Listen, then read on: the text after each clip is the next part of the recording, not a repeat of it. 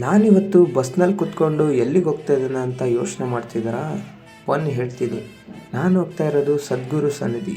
ಹೌದು, ಚಿಕ್ಕಬಳ್ಳಾಪುರದಲ್ಲಿರೋ 112 ಅಡಿ ವಿಗ್ರಹ ನೋಡಲಿಕ್ಕೆ ತುಂಬ ಎಕ್ಸೈಟ್ಫುಲ್ ಆಗಿದ್ದೆ.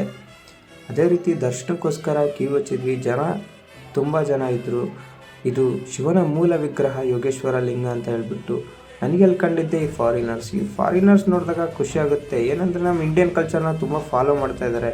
ಇಲ್ಲಿ ನಿಮಗೆ 15 to 20 ಮಿನಿಟ್ಸ್ ಮೆಡಿಟೇಷನ್ ಮಾಡಲಿಕ್ಕೆ ಟೈಮ್ ಇರುತ್ತೆ. ಪ್ರಸಾದಕ್ಕೋಸ್ಕರ ಎಳ್ಳುಂಡೆ ಕೊಟ್ಟರು. ಇದು ಕಾರ್ತಿಕ ಮಾಸದಲ್ಲಿ ಕಾರ್ತಿಕ ಕಟ್ಟೋ ಥರನೇ ಇದೆ. ನಂದಿ ಕಾವಲಿಗೆ, ಶಿವನಿಗೆ ಕಾವಲಿಗೆ, ಅವನು ಯಾವ ಶಿವ ಇರ್ತಾನೋ ಅಲ್ಲಿ ನಂದಿ ಇರೋದು. ಹಾಗೆ ದೇವ್ರಿಗೆ ಅಪ್ಲಿಕೇಶನ್ ಹಾಕ್ಬಿಟ್ಟು ಎಲ್ರಿಗೂ ಒಳ್ಳೇದು ಮಾಡಪ್ಪ ಅಂತ ಒಂದು ವಿಗ್ರಹ ತೊಗೊಂಡ್ವಿ.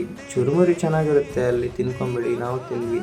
ಹಾಗೆ ಬಸ್ ಖಾಲಿ ಇತ್ತು. ಖಾಲಿ ಬಸ್ನ ಹತ್ಕೊಂಡು ನಮ್ಮ ನಡೆ ಮನೆ ಕಡೆ.